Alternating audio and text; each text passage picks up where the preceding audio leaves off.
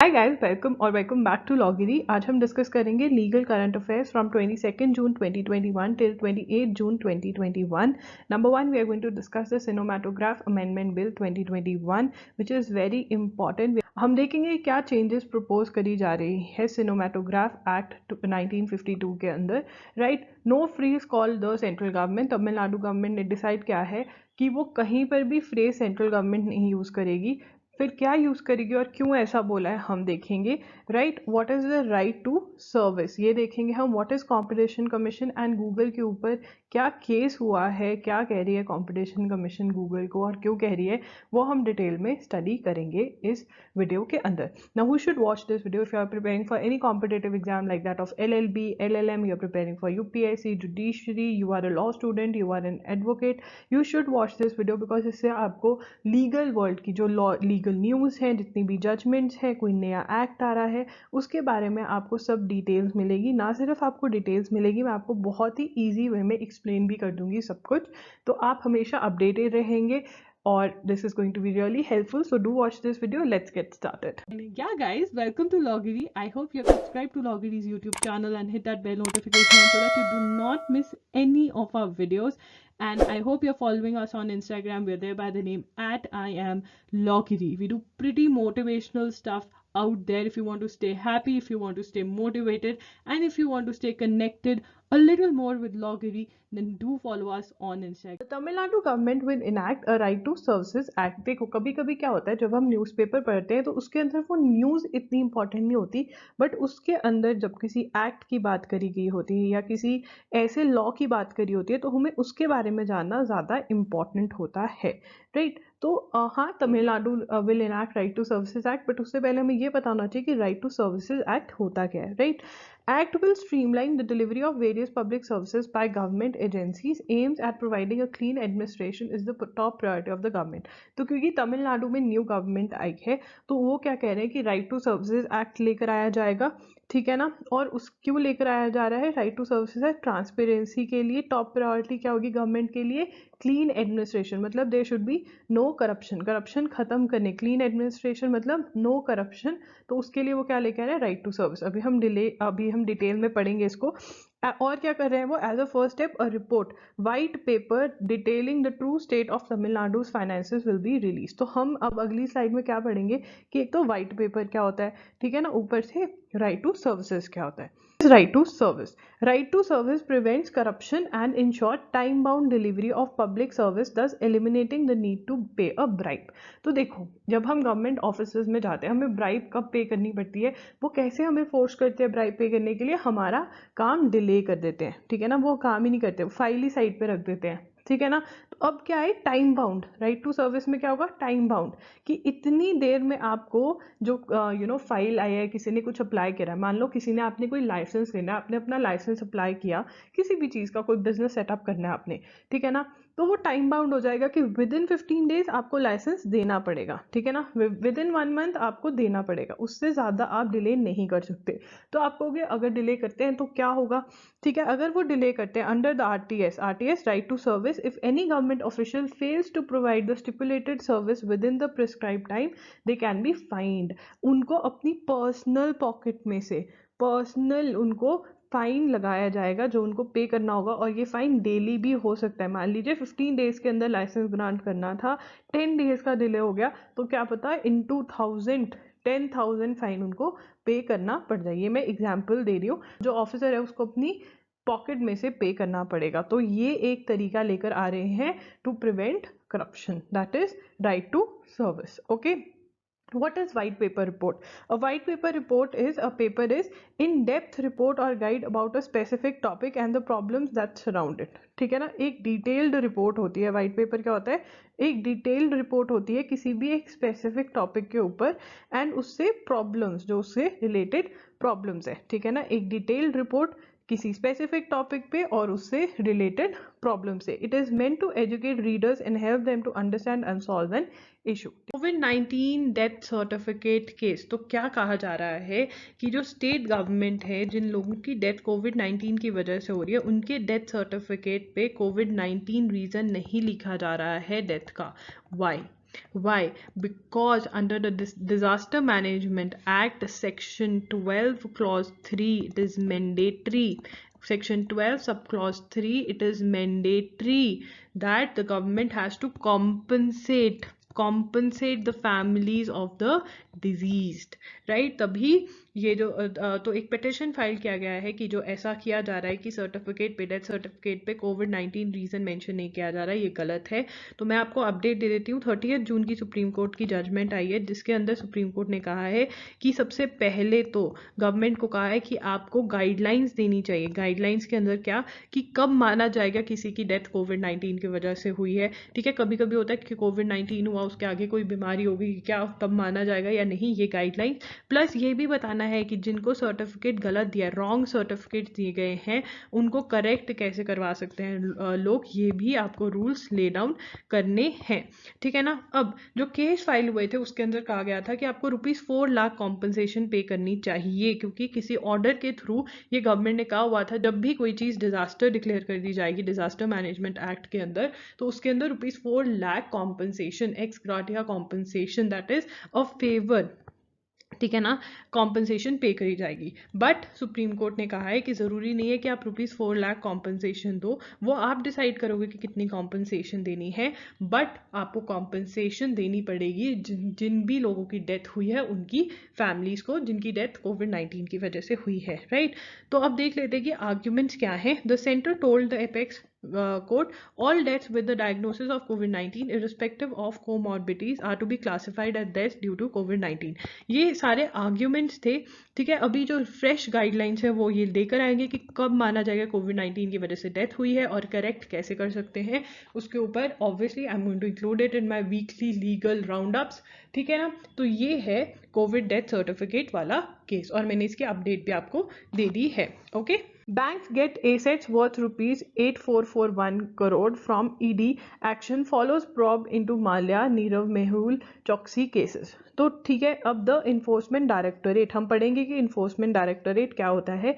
Has transferred assets worth ₹8,441.5 crore to public sector banks that suffered losses due to the tune of ₹22,585.83 crores due to frauds committed allegedly by businessmen Vijay Mallya, Nirav Modi and Mehul Choksi। All three accused had fled overseas। तो इन्होंने क्या किया, bank से पैसा लिया, ठीक है ना, और उनके पैसे वापस नहीं मोड़े, ठीक है, और फ्रॉड्स किए उस पैसे से, ठीक है ना, मनी का मिसयूज किया। और कितना लॉस हुआ बैंक्स को, इतना लॉस हुआ, अभी तो बस इतने पैसे ही निकले हैं। तो देख लो कितना लॉस हुआ।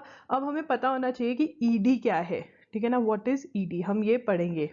डायरेक्टोरेट ऑफ इन्फोर्समेंट क्या है, is a specialised financial investigation agency, जहाँ पे मॉनिटरी, जहाँ पे पैसा इन्वॉल्व है, किसी ने गलत तरीके से पैसा कमाया है, ठीक है ना, फ्रॉड करके पैसा कमाया, मान लीजिए किसी ने ड्रग्स बेचकर पैसा कमाया है, तो कौन देखेगा, डायरेक्टोरेट ऑफ इन्फोर्समेंट भी उसमें इन्वॉल्व होगा और वो फाइनेंशियल इन्वेस्टिगेशन करेगा कि ठीक है ना, कैसे फ्रॉडुलेंट एक्टिविटी से अगर कोई पैसा कमाता है तो डायरेक्टोरेट इन्फोर्समेंट भी उस पर इन्वेस्टिगेशन, उस केस में इन्वेस्टिगेशन करता है, ठीक है ना। फाइनेंशियल इन्वेस्टिगेशन एजेंसी है under the department of revenue, ministry of finance, government of India, which enforces the following laws. कौन से लॉज से डील करता है, foreign exchange management act, that is 1999, FEMA भी जिसे कहा जाता है, a civil law with officers empowered to conduct investigations into suspected contraventions of the foreign exchange laws।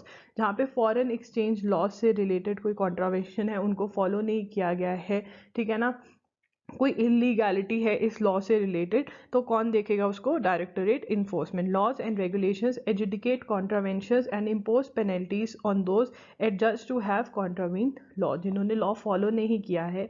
FEMA जो है that is foreign exchange management act जो है, अगर वो लॉ उसके अंदर लॉज हैं वो फॉलो नहीं कर रहे तो कौन इन्वेस्टिगेट करेगा, directorate enforcement. Prevention of money laundering act 2002, PMLA जिसे हम कहते हैं, a criminal law with the officers empowered to conduct investigation to trace assets derived out of the proceeds of crime।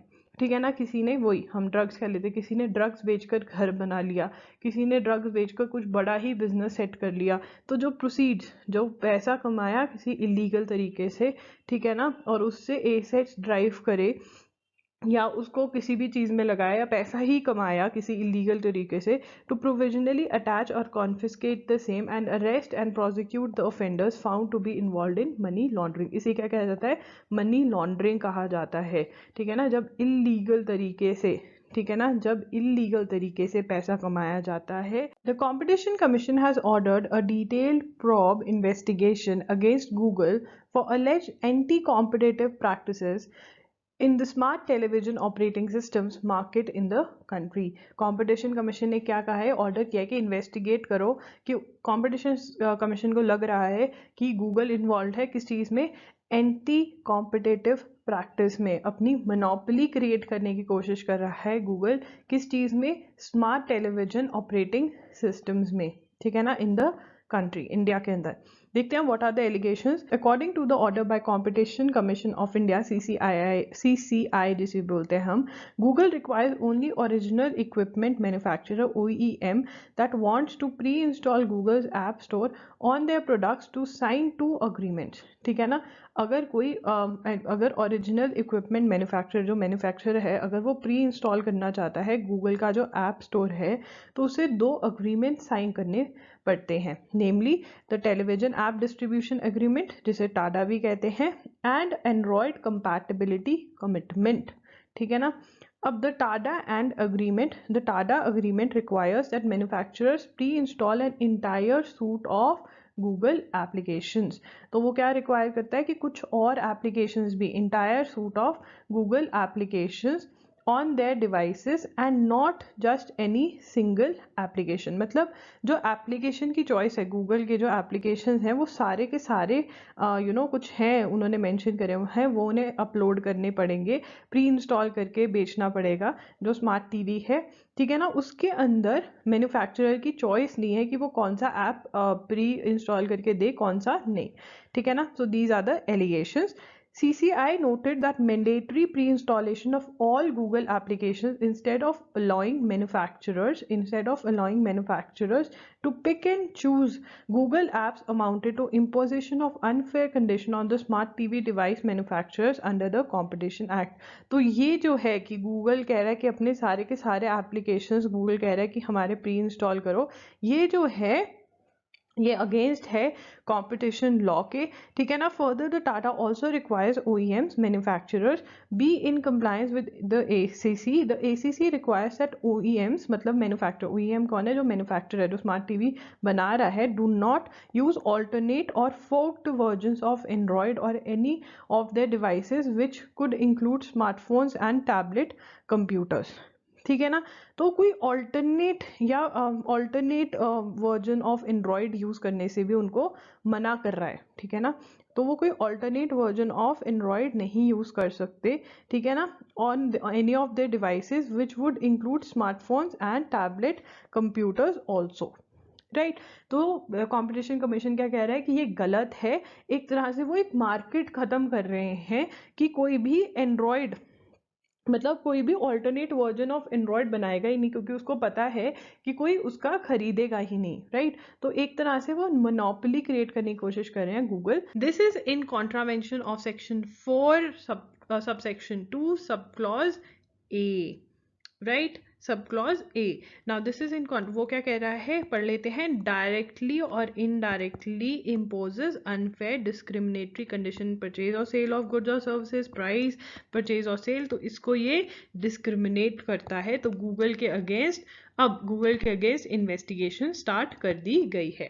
Tamil Nadu governments decision to शन the usage of the term central government. Tamil Nadu government ने क्या कहा है कि अब हम central government कौन होती है? जो इंडिया की गवर्नमेंट है, सारे इंडिया के लिए रिस्पॉन्सिबल है, सबको देखते हैं ये, मतलब इंडिया बहुत ही बेकार बनाया मैंने।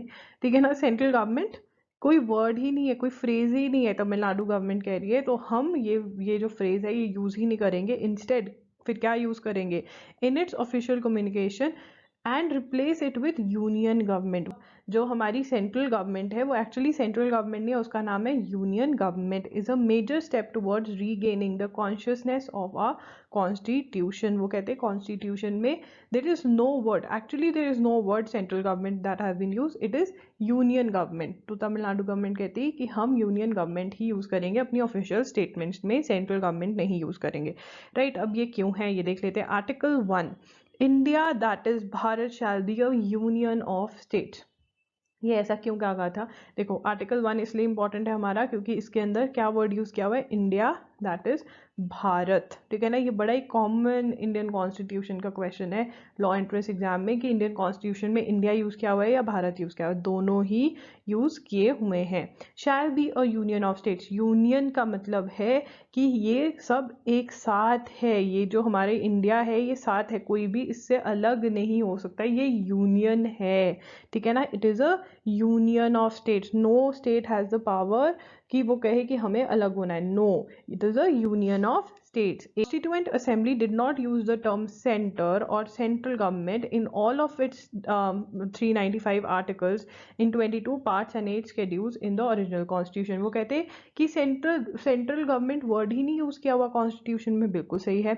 What we have are the union and the states with the executive powers of the union wielded by the president acting on the aid and advice of the council of ministers headed by the prime minister, ठीक है ना। तो powers किसके पास है, president के पास है, but वो किसकी एडवाइस पे एक्ट करते हैं, वो किसकी एडवाइस पे एक्ट करते हैं, council of ministers headed by prime minister. Then why did the courts, the media and even the states refer to the union government as center? ये क्वेश्चन है, आई थिंक ये एडिटोरियल में से pick किया मैंने, तो ठीक है ना। तो वो क्वेश्चन करें कि सेंटर वर्ड कहाँ से आया, बिकॉज यूनियन है वर्ड, जो सेंटर है वो फीलिंग देता है कि कोई पावर है, ठीक है ना, कोई पावर है, बट यूनियन क्या फीलिंग देता है कि सब कुछ एकता, सबको एक साथ रखना है, वो रिस्पॉन्सिबल है पूरे देश के लिए, ठीक है ना। In the constituent assembly B.R. Ambedkar, the chairman of the drafting committee, observed that the word union was advisedly used in order to negative the right of secession of states by emphasizing after all that India shall be a union of states. वही कि कोई state अलग नहीं हो सकती, ये एक union है, ठीक है ना, ये एक एकता है, यूज किया गया था। Constituent assembly were very conscious of not using the word centre और central government in the constitution as they intended to keep away the tendency of centralising of powers in one unit, ठीक है ना। तो वो एक ruler की वो नहीं देना चाहते थे, तभी क्या वर्ड यूज किया है, यूनियन गवर्नमेंट, की सबकी गवर्नमेंट है वो, कोई वो टेंडेंसी, वो सेंट्रलाइजिंग ऑफ पावर का वो शो नहीं करना चाहते थे। तो तमिलनाडु गवर्नमेंट ने ये बोला है कि they won't be using the word central government, क्या यूज करेंगे, यूनियन गवर्नमेंट। तो आर्टिकल 1 यूनियन ऑफ स्टेट्स का मीनिंग मैंने आपको समझा दिया, बहुत ही इंपॉर्टेंट क्वेश्चन हो गया अब ये कि यूनियन ऑफ स्टेट्स क्यों यूज किया गया, इंडिया भारत, आर्टिकल 1 क्या है, ये आपको ये वाला जो पार्ट है ना, मैं रब कर देती हूँ यहाँ से सो दैट क्लियर कट दिखे आपको, ये नोट करना है। और क्या नोट करना है, ये वाला यहाँ पे ये वाला क्यों यूज किया, ठीक है ना। तो ये हम यूज देखेंगे, मतलब ये आप समझेंगे और ये भी याद रखेंगे कि कौन सी गवर्नमेंट ने डिसीजन लिया है, ये Tamil Nadu, okay. Blueprint of the proposal to set up National Judicial Infrastructure Corporation, that is NJIC. Please make a note of the same. What is NJIC? NJIC is National Judicial Infrastructure Corporation, is in the final stages of preparation and will be shared with the Union government shortly, said Chief Justice of India N.V. Ramana. Now you need to know this that National Judicial Infrastructure Corporation से related हमारे पास ज़्यादा details नहीं है, because जो हमारे chief justice of India है उन्होंने अपनी लेटर्स में, अपने स्पीच में बार बार इसका जिक्र किया है, बताया इसके बारे में, बट थोड़ा थोड़ा बताया, कुछ ज़्यादा डिटेल्स नहीं है, बट जितनी भी है I am going to share with you, ठीक है। Chief justice of India N.V. Ramana has written to Union Law Minister that we need to augment का मतलब क्या होता है, increase judicial infrastructure। तो judicial infrastructure को better करना है, जो buildings हैं कोर्ट्स की, ठीक है, जो सब कुछ है वो better करना है infrastructure को with the latest information and communication, जो working है, ठीक है, टेक्नोलॉजी यूज़ करनी है उसके अंदर with the latest information and communication technology tools to facilitate access to justice during and after the pandemic. तो कैसा सा करना है जिसमें latest information and communication technology use करी हो, ऐसा इंफ्रास्ट्रक्चर क्रिएट करें to facilitate access to justice. ठीक है, providing independent video conferencing facilities to all the courts and facilitating e filing of documents were part of the same effort. E filing क्या होता है? ई filing होता है जब आप ऑनलाइन ही पिटिशंस फाइल कर देते हो। ठीक है ना, ये जो फैसिलिटी थी ये कुछ कोर्ट्स में पहले भी थी, पैंडमिक से पहले भी, पैंडमिक के ड्यूरिंग तो मेजॉरिटी ऑफ कोर्ट्स के अंदर ये फैसिलिटी आ गई है। ठीक है ना, तो ये फैसिलिटी को और अच्छा करने की ज़रूरत है, जो वेबसाइट्स हैं वो अच्छे से बने सो दैट ईजिली कोई भी अपनी ई फाइलिंग कर सके, राइट। और वीडियो कॉन्फ्रेंसिंग फैसिलिटीज़, ठीक है ना, अब अवेलेबल करवानी, सिस्टम्स क्रिएट करना, सॉफ्टवेयर्स क्रिएट करना सो दैट वीडियो कॉन्फ्रेंसिंग बहुत ईजिली हो जाए। Digital divide between urban and rural India was adversely affecting the functioning of courts during the pandemic. ठीक है ना, अर्बन एरियाज़ के अंदर अगर आप हाई कोर्ट्स में देखते तो ई filing already most of the high courts में थी, बट डिस्ट्रिक्ट कोर्ट्स के अंदर, ठीक है ना, और जो ट्रिब्यूनल्स हैं उसके अंदर या फिर जो रूरल एरिया के अंदर कोर्ट्स हैं वहाँ पे वीडियो कॉन्फ्रेंसिंग और ई फाइलिंग का नाम भी नहीं सुना था जब तक पैंडमिक नहीं आया। तो वो फैसिलिटीज़ अच्छे से प्रोवाइड करना सो दैट कुछ भी आए जो हमारी कोर्ट की प्रोसीडिंग्स है वो ना रुके। For ensuring better access to justice sufficient infrastructure is essential, the जज सेड। हमने सबने विटनेस किया है डैमेज स्ट्रक्चर से कोर्ट ऑपरेट हो रही है, without proper record rooms, there are premises without washrooms, waiting rooms. तो एक ऐसा infrastructure not only in terms of building but also in terms of functioning, that ऐसा हो कि जो टेक्नोलॉजी उसका प्रॉपर यूज़ किया जाए। कैसा इंफ्रास्ट्रक्चर क्रिएट किया जाए? Not only in terms of building की बेटर बिल्डिंग्स होनी चाहिए बट ऑल्सो उसके अंदर टेक्नोलॉजी यूज़ करनी चाहिए सो दैट जो जस्टिस है, access to justice is never stop, जो कोर्ट प्रोसीडिंग्स है वो कभी भी रुके ना। तो ये है national judicial infrastructure corporation, NJIC। Okay, US house of representatives Judiciary Committee voted to advance 6 bills outlawing business practices that sit at the core of tech companies such as Google, Facebook, Amazon and Apple। अब क्या है ये bill? इस bill के अंदर basically हम पहले bill पढ़ लेते हैं। The platform competition and opportunity act would prevent big tech companies from nipping competition in the bud. ठीक है ना, कि कंपटीशन को जो वो बड में, जब वो छोटी कंपनीज होती हैं तभी उनको ख़त्म करने की कोशिश करते हैं। कौन सी कंपनीज? Big tech companies. ठीक है ना, और वो कैसे ख़त्म करती हैं ये कंपटीशन?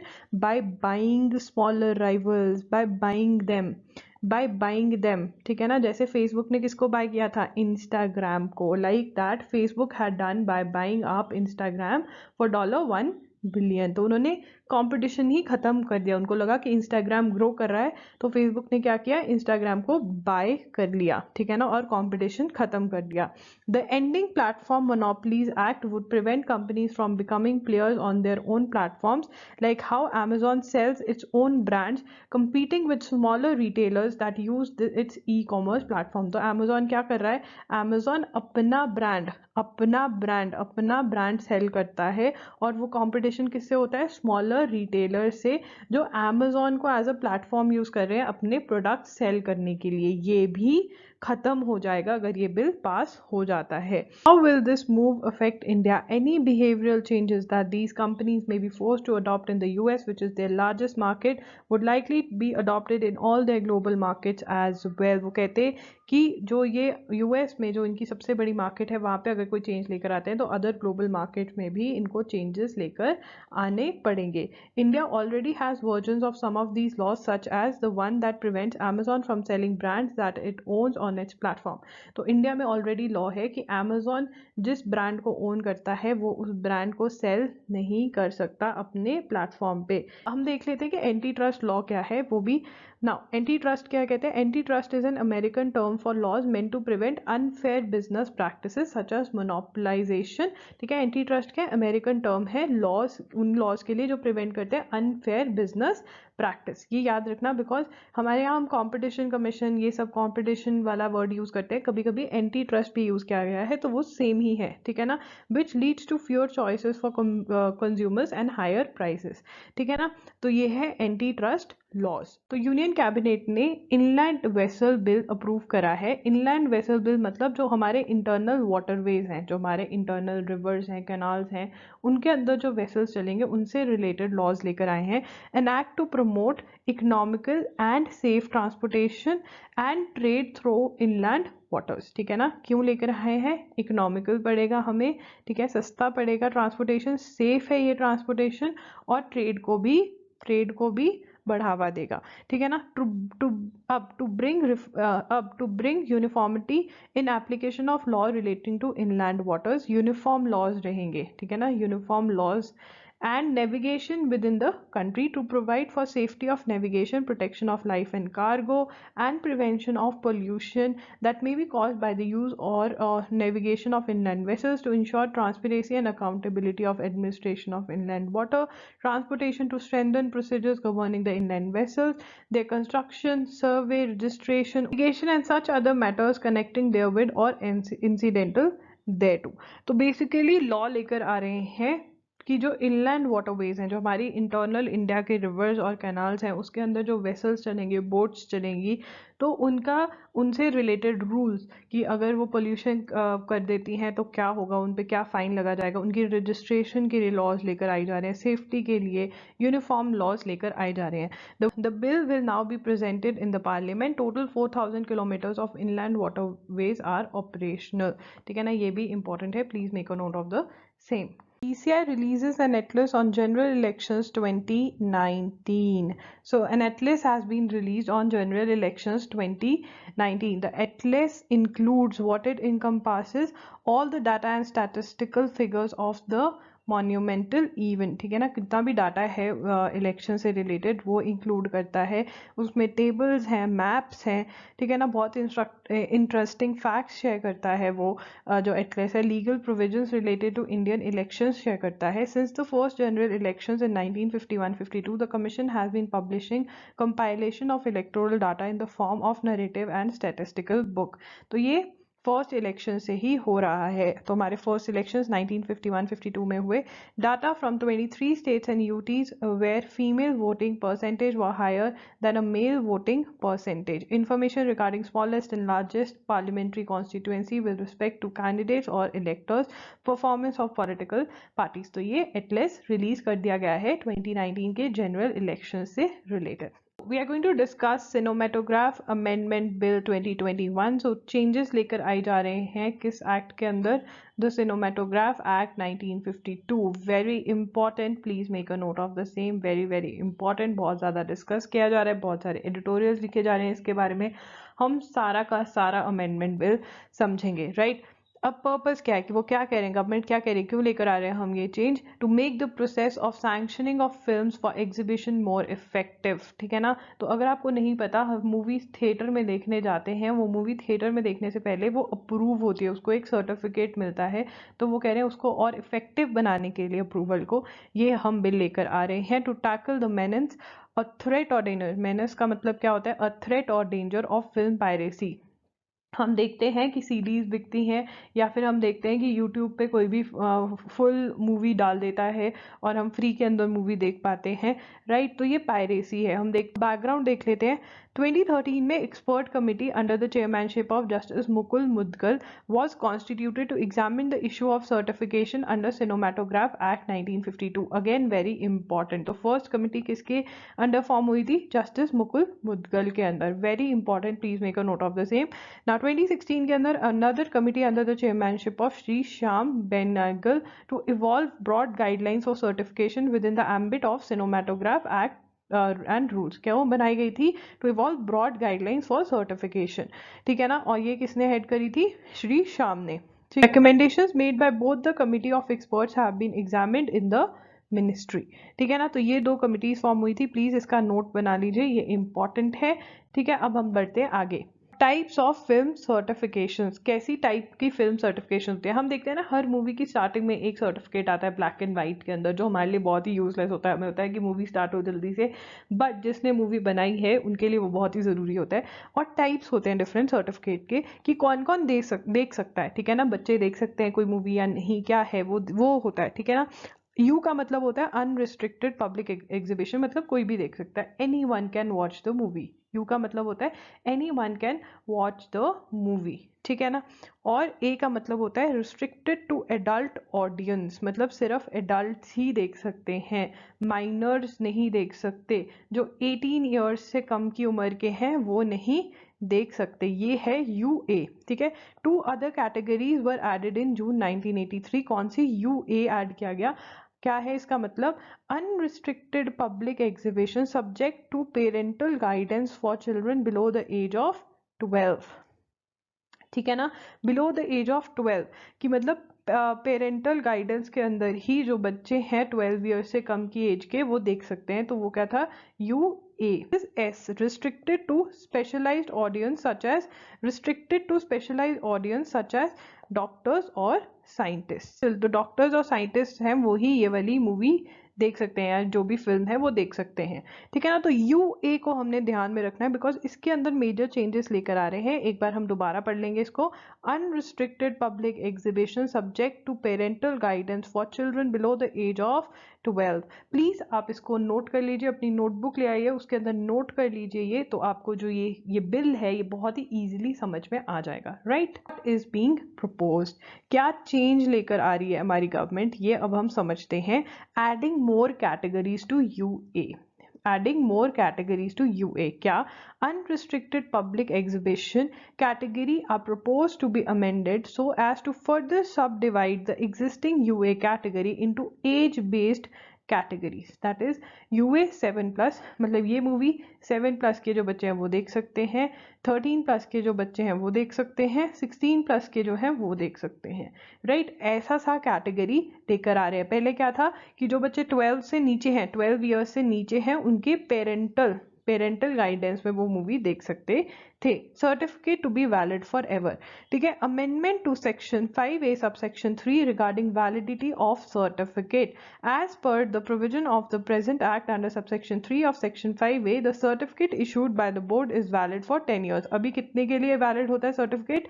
10 ईयर्स के लिए सर्टिफिकेट वैलिड होता है। Although this restriction on validity of certificate for only 10 years has been removed through executive orders, the existing provision in the Act requires to be amended to remove the stipulation such that the certificate is valid in perpetuity.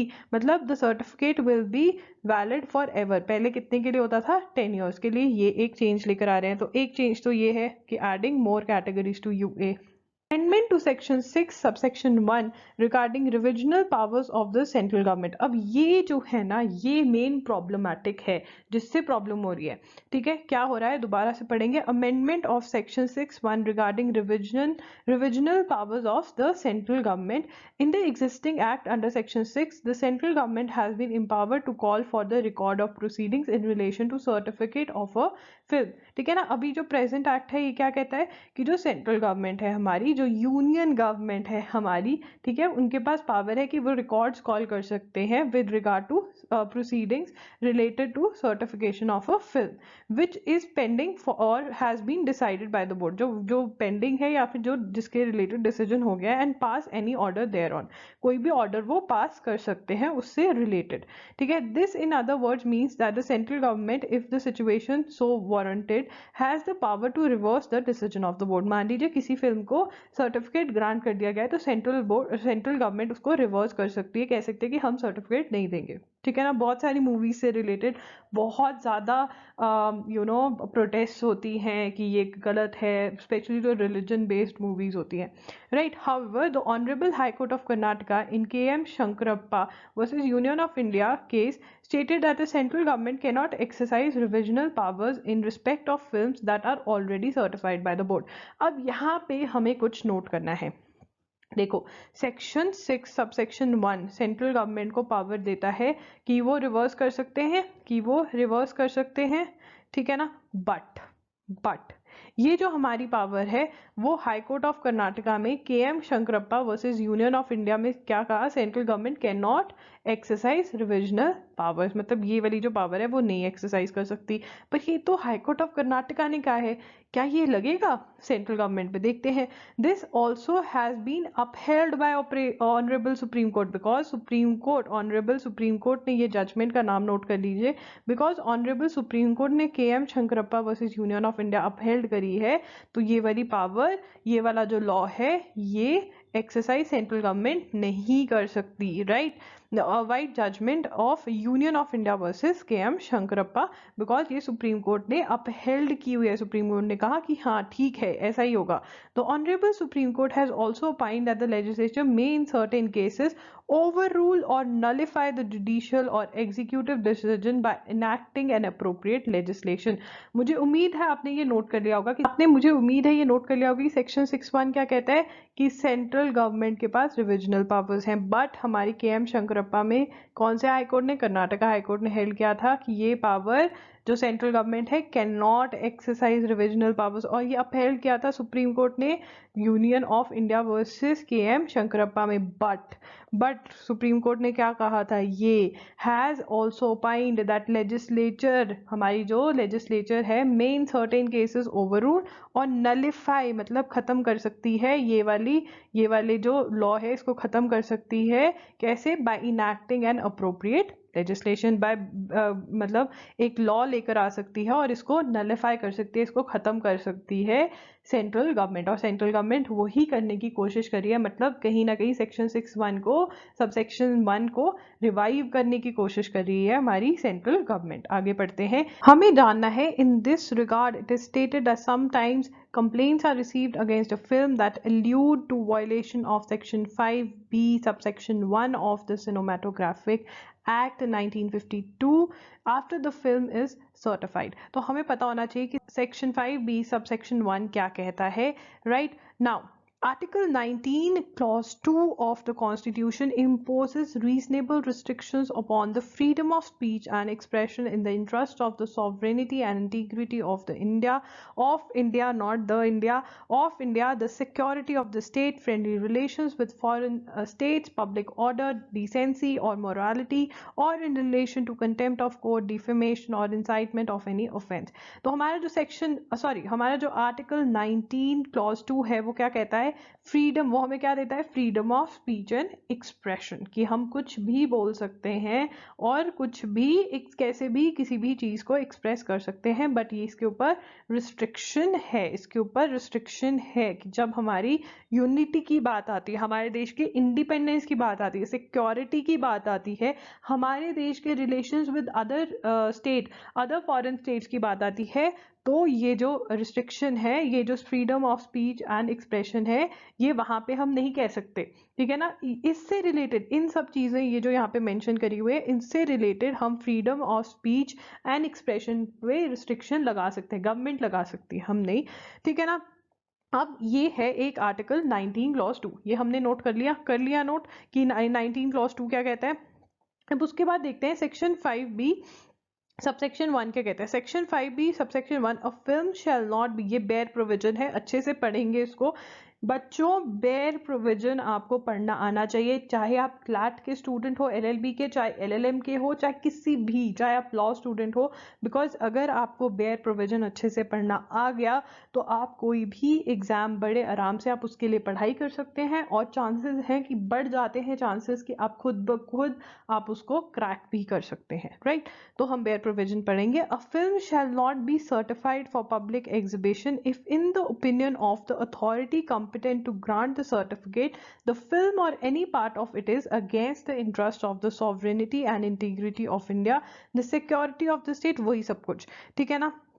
कि मतलब कब नहीं certificate grant करेंगे? When, ये क्या बताता है? When certificate won't be granted, when certificate won't be granted, ठीक है ना? गिवन, वोंट बी गिवन, ये नोट कर लो कि ये बताता है कि ठीक है ना, जब फ्रेंडली रिलेशंस है, सिक्योरिटी ऑफ स्टेट को खतरा है, तो सर्टिफिकेट नहीं ग्रांट किया जाएगा, ठीक है ना? अब हम देखते हैं कि इसका सबसेक्शन 2 क्या कहता है। Subject to the provisions contained in subsection 1, the central government may issue such directions as it may think fit, setting out the principles which shall guide the authority competent to grant certificates under this act in sanctioning films for public exhibition।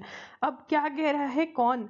Central government. Central government क्या कर सकती है? इस authority, जो authority है जो certificate देती है, उसके लिए गाइडलाइंस लेकर आ सकती है, दे सकती है। दोबारा पढ़ते हैं हम इसको। The central government may issue such directions as it may think fit, setting out the principles which shall guide the authority competent to grant certificates under this act in sanctioning films. Guidelines लेकर आ सकती है जो guide करेंगी किसको, जो authority certificate grant कर रही है। ये हमारा सबसेक्शन 2 कहता है, लिख लो। Central government can lay guidelines, guidelines किस चीज के लिए, to guide the authority competent to grant certificates. ठीक है ना, नोट कर लिया ये हमने, हमें पता है सेक्शन 5B सबसेक्शन 1 क्या है और 2 क्या है। अब आगे चलते हैं। बच्चों ने सारा का सारा मेरे साथ लिखा है ना, उनको तो ये बिल बहुत आराम से समझ में आएगा, बाकियों को थोड़ा कम मुझे चांसेस हैं। देखो, अब हमने सेक्शन 6 पढ़ा था। सेक्शन 6 क्या कहता है, सेक्शन 6 क्या कह रहा था, सेक्शन 6 सब सेक्शन 1 क्या कह रहा था कि वो दे रहा था पावर सेंट्रल गवर्नमेंट को, कि सेंट्रल गवर्नमेंट क्या कर सकते हैं, रिवर्स कर सकते हैं। जिस मूवी को, जिस फिल्म को सर्टिफिकेट मिल गया है, सेंट्रल गवर्नमेंट कह सकते हैं कि नहीं देना। ठीक है ना, रिविजनल पावर्स क्या था, revisional powers of central government. But supreme court ने वो क्या कर दिया था कि ये यूटिलाइज, ये जो एक्सरसाइज नहीं कर सकते ये पावर्स सेंट्रल गवर्नमेंट, हमें इतना था। बट उसके बाद क्या कहा था, लॉ लेकर आ सकती है नलिफाई करने के लिए वो जजमेंट, हमें याद है इतना। तो हम पढ़ लेते हैं कि सेक्शन 6 के अंदर पर्टिकुलरली क्या कहा गया था।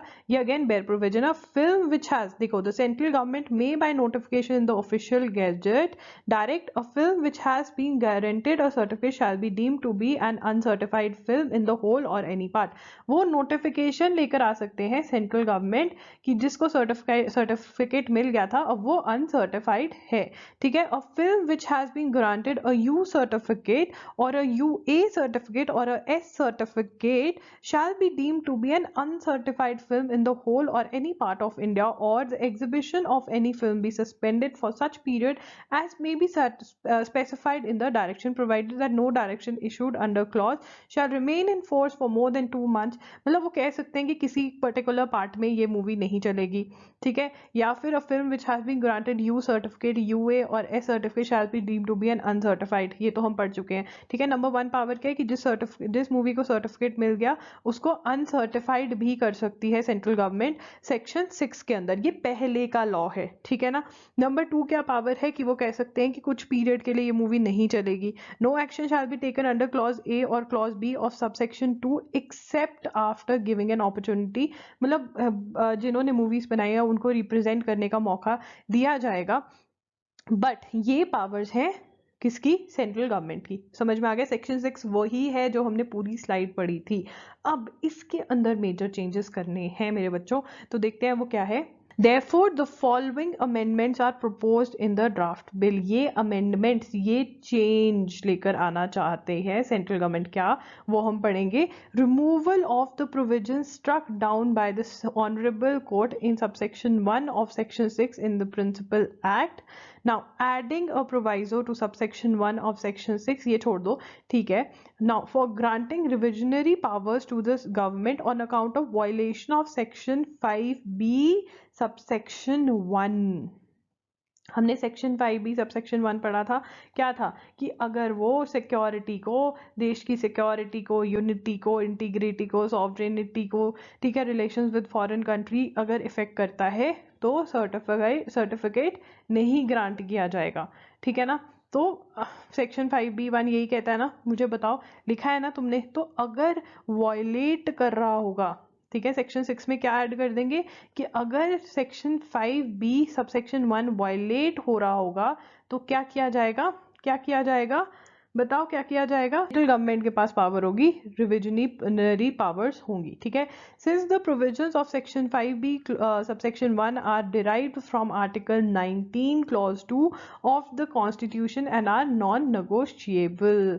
ठीक है ना, तो ये मतलब क्या है, रिविजनरी पावर्स दे दी वापस से दोबारा अपने आप को सेंट्रल गवर्नमेंट ने, कि अगर कोई भी फिल्म सेक्शन 5B सबसेक्शन 1 को वायलेट करती है तो क्या होगा, क्या होगा, तो सेंट्रल गवर्नमेंट उसको रिवाइज कर सकती है। अगर सर्टिफिकेट मिला हुआ है तो वो सर्टिफिकेट वापस ले सकती है, ठीक है। री एग्जामिनेशन ऑफ फिल्म्स क्या है, it is also proposed in the draft bill to add a proviso to subsection 1 of section 6 to the effect that on receipt of any references by the central government in respect of a film certified for public exhibition on account of violation of section 5b subsection 1 of the act, the central government may, if it considers it necessary so to do it, direct the chairman of the board to re-examine the film। क्या कर सकते हैं, board को ही बोल सकते हैं कि तुम इसको री-एग्जामिन करो क्योंकि it is violative of section 5b subsection 1, right. Add करना चाहती है बेसिकली जो सेंट्रल गवर्नमेंट है वो रिविजनल पावर्स देना चाहती है अपने आप को वापस, जो सुप्रीम कोर्ट ने उनसे ले ली थी। Simple as that, right. अब जो नेक्स्ट चीज है जो हमें समझनी है वो है फिल्म पायरेसी। फिल्म पायरेसी के बारे में क्या कह रहे हैं ये लोग, particularly release of pirated version of films on internet causes huge loss to the film industry and the government. In most cases illegal duplication in cinema halls is the originating point of piracy। हम देखते हैं, मैंने बहुत बार देखा है कि cinema के अंदर कोई ना कोई फर्स्ट सीट पे बैठा होगा और वो अपने कैमरा से एक पर्टिकुलर से पूरी मूवी रिकॉर्ड करके वो क्या करते हैं यूट्यूब पे डाल देते हैं। हम सब ने ही वो पायरेटेड वर्जन मूवी के देखे हुए हैं, right. At present there are no enabling provisions to check film piracy in cinematograph act 1952। तो गवर्नमेंट क्या कह रही है कि एट प्रेजेंट कोई भी लॉ नहीं है जो पायरेसी को चेक करता हो, making it necessary to have a provision in the act to check film piracy, क्योंकि ये बहुत लॉस करवाती है। अब जिसने मूवी यूट्यूब पे देख ली वो सिनेमा में जाके क्यों देखेगा, ठीक है ना। Therefore the following amendments are proposed. तो गवर्नमेंट कह रही है therefore these changes are proposed, ठीक है ना। वो क्या चेंजेस है पढ़ लेते हैं। Insertion of new section 6AA prohibition of unauthorised recording, ठीक है ना। क्या प्रोहिबिट करता है, unauthorised recording. Not no person shall without the written authorisation of the order be permitted to use any audio visual recording device in a place to knowingly make or transmit or attempt to make or transmit or abet the making or transmission of a copy of a film or a part. मतलब किसी को भी recording करना allowed नहीं होगा without the permission, written permission of the order। Now, insertion of new subsection 1A in section 7 penalties for contravention of this part, ठीक है ना। अगर पेनल्टीज की जो पायरेसी करता है उसको क्या फाइन लगेगा, क्या उसके अगेंस्ट एक्शन लिया जाएगा, ये भी डिफाइन करेगा और ये ऐड किया जा रहा है। तो ये फिल्म पायरेसी से जो लॉज हैं वो करे जा रहे हैं। Guys that's it for today's video. I hope ये वीडियो आपको हेल्पफुल लगी होगी। अगर वीडियो हेल्पफुल लगी तो लाइक कर देना, चैनल को सब्सक्राइब कर देना, और अगर आप हमारी पिछली वीडियोस देखना चाहते हो लीगल करंट अफेयर्स की तो सभी लिंक डिस्क्रिप्शन बॉक्स में होंगे, वो चेक कर लेना। हमारी वेबसाइट जरूर चेक करना बिकॉज वहाँ पे आपको बहुत ही हेल्पफुल मटेरियल मिलेगा, www.logiri.com। Logiri signing off. I'll see you super soon. Bye. Take care.